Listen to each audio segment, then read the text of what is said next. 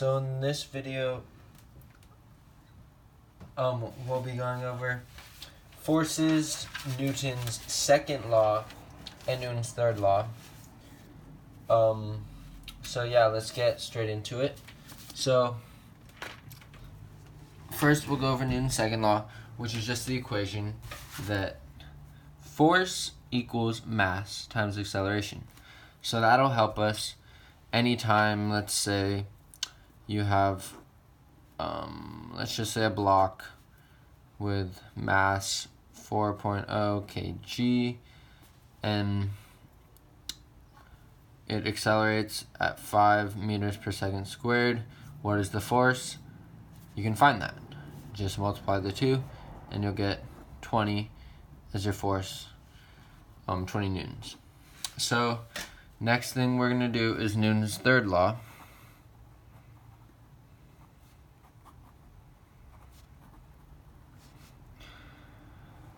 Which is that for any force or action, there's an equal or opposite force. So I'll write that down real quick.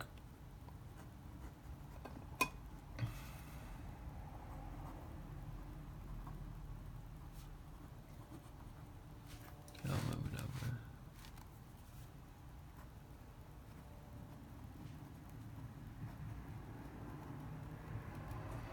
Okay. So in terms of lessons, that's all we need to know for this one. Yeah, but just a diagram real quick. What this third law means is just that to keep, say, a block on the ground from sinking into the ground, because obviously it has the force mg going straight down, gravity, right?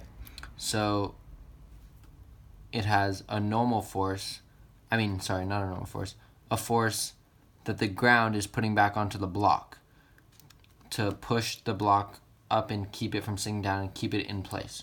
So now we'll go on to example problem 22. As you can see, I'll read it real quick. A 1,500 kilogram car is pushing a 4,000 kilogram truck. The car and truck are accelerating at 2 meters per second. So A equals 2 meters per second. Assuming that the frictional force on the truck is negligible, so no friction,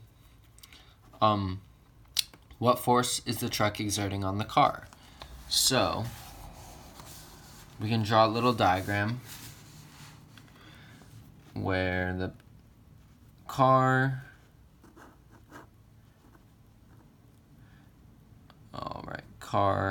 and 1,500 kilograms is pushing a big truck. This is the truck right here, and the car is pushing the truck, and the truck is 4,000 kilograms. So this is a really easy problem. All we have to do is use Newton's second law, force equals mass times acceleration. Okay, so to do this, we're going to be finding the force the car is exerting on the truck. So it's the mass of the truck is 4,000. So 4,000, and the acceleration is 2. So that equals our force, which equals, let's make sure you can see that, which equals 8,000 newtons. That's our unit. Newtons is our unit. But then we also have to remember that that's not exactly what it's asking, but it helps us. So this gives us what force the car is exerting on the truck. But remember, for every force, there's an equal and opposite force. So the car is exerting 8,000 newtons on the truck, but the truck is also exerting